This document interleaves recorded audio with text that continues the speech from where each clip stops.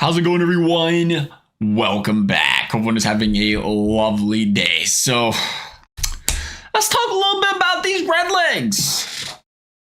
We can talk about the bats, but we won't have much to talk about.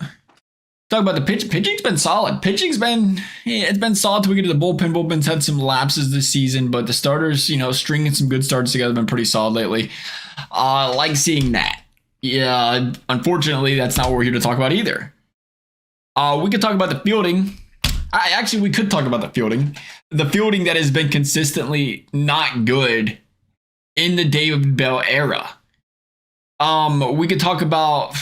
Nah, we're gonna stop right there. We're gonna talk about the David Bell era. Now, I'm gonna preface. As sports fans, I'm as guilty as anyone. Where sometimes we jump the gun. We play with our emotions and we make decisions on our emotions and say, hey, we're losing a lot. Get rid of this guy. Lost a big game. Get rid of this guy. Bounced in the playoffs. How you blow a 2-0 series lead. Get rid of this guy.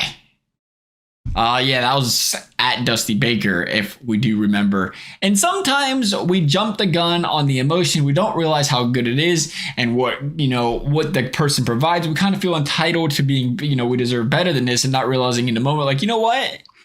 We're doing pretty freaking good with what we got. And, I can happily look back as a Reds fan and say, we was doing all right with what Dusty Baker provided. Sure, there might have been 2-3 managers better. And I think that's what we get stuck on sometimes, is saying, hey, there might be 2-3 managers better, but there's 25 that might be worse. And, that's where we kind of get stuck sometimes. We're thinking about what could have been better. And then we've seen ever since Dusty Baker has left, the downfall of the Reds. Brian Price comes in, and again, lots of blowing up, lots of players getting older, lots of rebuilding in there, but at the same time, lots of pieces being brought in. The Reds spent more money in free agency in the David Bell era than they came anywhere close to with Dusty Baker. And of course, again, guys getting older, things changing, them situations. But we look at things now and say, hey, are we jumping the gun with David Bell? Are we playing with the emotions because the Reds have now lost 20 of their last 26? My answer to that question is no. I think maybe year 2 could have been jumping the gun. Year 3 could have been jumping the gun. But every single year, it is get rid of this guy. I don't think we had that same sentiment with Dusty Baker. I don't think that same sentiment was Zach Taylor. But we talked about this, and there are some big David Bell supporters, and every time you kind of try to bring up some factual evidence on why this guy shouldn't be here still. Some reason, some of the Reds beat writers, they big support. Hey, stop, be careful what we say here. These guys that, do the talk shows, do the beat right, whatever, and they're big support. Hats off to them. You got to be. They're being positive players. Or people trying to be optimistic. They just want to see their team win and succeed, and they don't want to be, bashing their team, whatever. And everybody's entitled to their opinion on what they do believe and don't believe.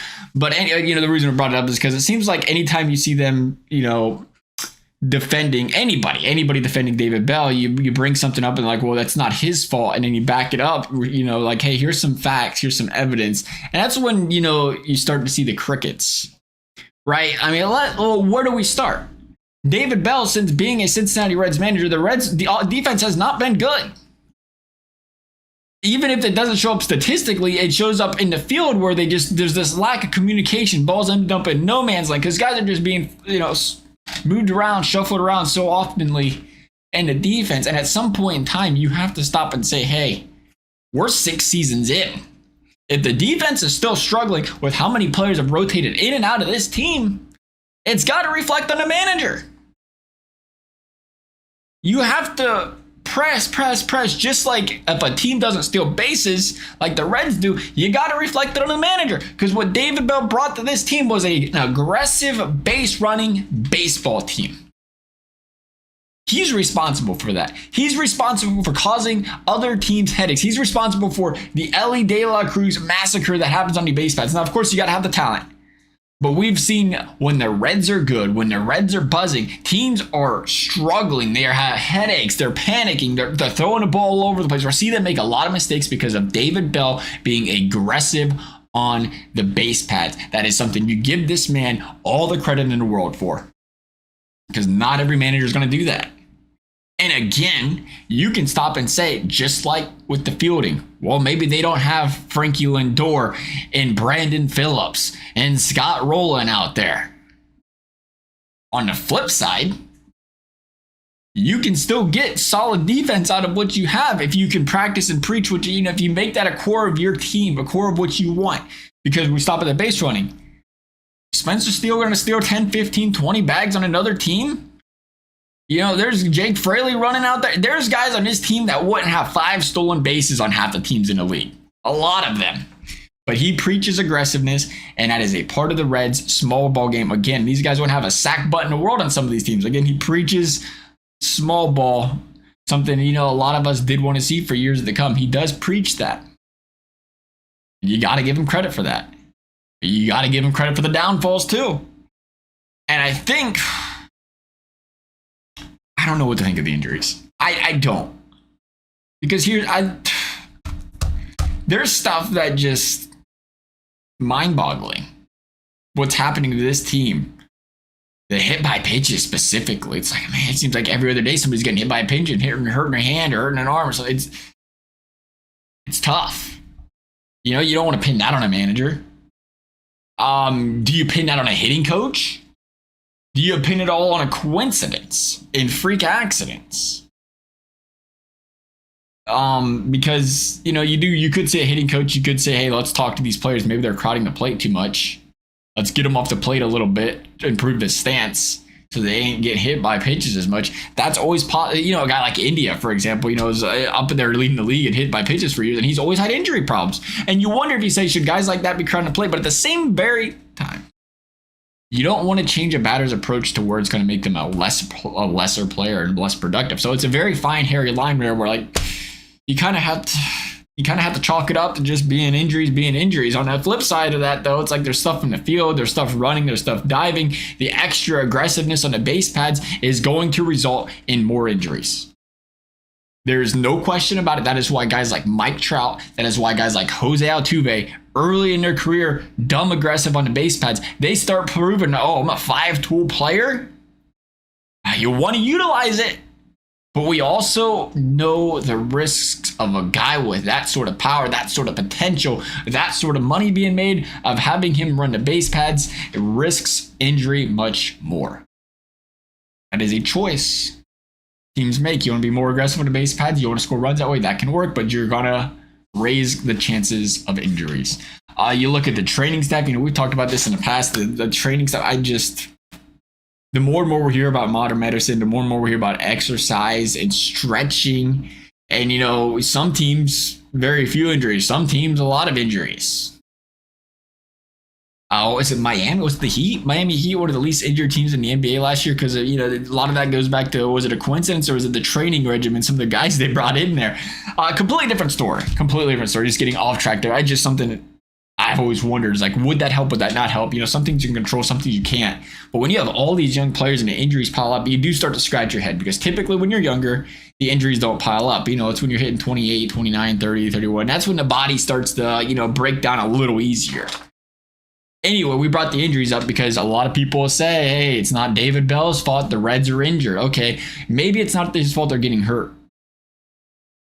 But this team, you seen it the other day, is it David Bell's fault they're short a first baseman, a second baseman, a starting outfielder, a third? You know, all these guys that are supposed to be played. Is it his fault that they're hurt and they're not performing? I'm going to ask you this. All those players are hurt. Your hottest hitter on the team right now, batting 300 in the last month, is Tyler Stevenson. There was a point in time where they wanted to rotate this guy from first base to DH to catcher so he could play every single day, because they believed in him being the cornerstone of this team. This guy is now playing 2 of every 3 days at most. Consistently, 2 days on, 1 day off, 2 days on, 1 day off. Why is he not playing every day, David Bell? If you want to blame the injuries, why is he not playing every day? Why are we still worried about the matchups with Jake Fraley, who's proven to be your most clutch hitter the last year and a half, really? I know, I don't care what the numbers say. Mike Ford's batting $150, and he's batting 3rd, 4th, 5th in the lineup every single day. A guy off the bench, a guy off the couch. They waived him once, picked him back up. A guy that has been a career bench player. And David Bell is batting him in the meat of the order.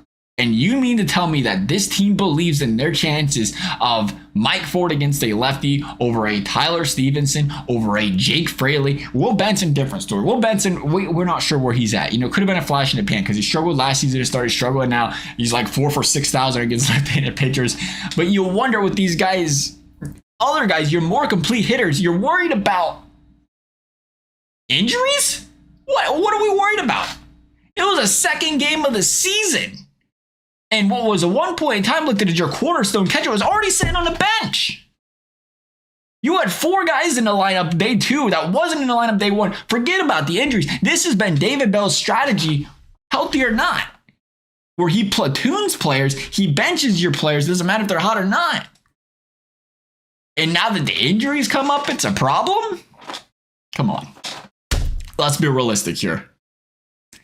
If everybody was healthy right now, you would still see Fairchild. You would still see Martini. You would still see Maley. You would probably still see, drawing a blank. Fill it in with another bench player. You'd probably see 2 to 3 of them every single series in the lineup at one time. At least one game. With a young core, a talented core, and a plethora, an overabundance of infielders, probably still would have happened. Because that's what David Bell does. And now it shines brightly because now you have injuries. Now your lineup is shorter and you're being forced to put these guys in the lineup. Well, you're not being forced. Again, you mean to tell me every team passed up on this guy as a bench player. Every team. And you pick him up and David Bell thinks he's a meat of the order player over every other player on that roster. That for me sealed the deal. You wonder if you're playing with your emotions, and then you see stuff like you wonder if you're saying, oh, are we just overanalyzing the platoons? Are we overanalyzing how often the Reds switch the batting order? Maybe. We ain't overanalyzing Mike Ford batting third in the lineup. What do you think that does for your team morale? What do you think that does for your team morale when you see a guy like Jake Fraley's got to sit the bench every other day or every 2 days because of who's on the mound when your team can't win baseball games? Or what do you think that does to a guy like Tyler Stevens who says, man, I haven't seen a ball great. I've been playing well. Still don't get to play every day. When all these players are hurt and still don't get to play every day. That to me, nail in the coffin. That to me says it feels like David Bell has lost the locker room. We mentioned this about a month ago now, about 3 weeks or so. We said Reds are 10 of the last 12. And we kind of hinted at it and said, hey, what David Bell does is he gets on cold spells every single year of his career. And we are seeing that come to fruition right now. It's debilitating. It's a hole you cannot dig yourself out of kind of hole. The Reds lost 10 of 12. They have now lost 20 of 26. And we are digging that hole you cannot dig yourself out of every single year. We've seen it 3 times now in the last 9 months of baseball. You know, they did in April last year. They fell apart at the end of last season. And they're falling apart again. And this is what scares me the most, and this is what says this is the absolute reason you have to let this guy go. Forget about all that stuff. You have one of the youngest, most talented cores in all of baseball. And they're going on hitless spells after hitless spells. It's the third time. This team has went into a big drought like this in 9 months. You cannot afford at early stages of a young player's career to not put them in the best position to succeed, to not put them in the best position to grow. Nothing stunts the guy's growth more than these big dry spells. It's like, will they ever get their confidence back? Will they ever figure this one out? It is so important to get it right the first couple years in developing players and getting the most out of them, especially in a league where, again, it is so important because you are a budget team, you are a market team, or sure, maybe year 3 and 4, maybe they become a free agent and they figure it out somewhere else. Maybe that happens. You can't afford them then. You got to get these guys playing their best baseball in year 2 and year 3, because then you got them for 3-4 more years under arbitration. Then you have what you call a formidable bunch, what you call, I won't call it a dynasty. But, you know, that's kind of what you think of where you say, okay, now we got 5-6. You got yourself 5-6 years of success, not the flash in the pan that the Reds have had for years to come, where it's like, okay, 2 years relevancy back to, 8 of not. And what scares me the most is I know what David Bell can do. I know exactly what he can do. And it scares me that this team is not getting the proper coaching, whether it be the hitting coach that needs to go, whether it needs to be David Bell that needs to go. Maybe they both need to go. You can't blame the hitting coach and fire him, though, and say it's not David Bell's fault, though, too. What, the injuries have affected the hitting? It's not the injury's fault the hitting coach is struggling, but it's David Bell's. It's not David Bell. Well, let me rephrase that. So it's the hitting coach's fault the Reds are struggling and losing and not scoring runs, but it's not David Bell's fault due to injuries. Make it make sense for me. That worries me, though, because I believe in this team. I believe in all these young players, for the most part. Some of them aren't going to figure it out. But when all of them aren't figuring it out, you got to look at the coaching staff, because it is their job to coach these guys up. I seen somebody mention the other day, John Madden. Joe Madden? John Madden. Joe Madden?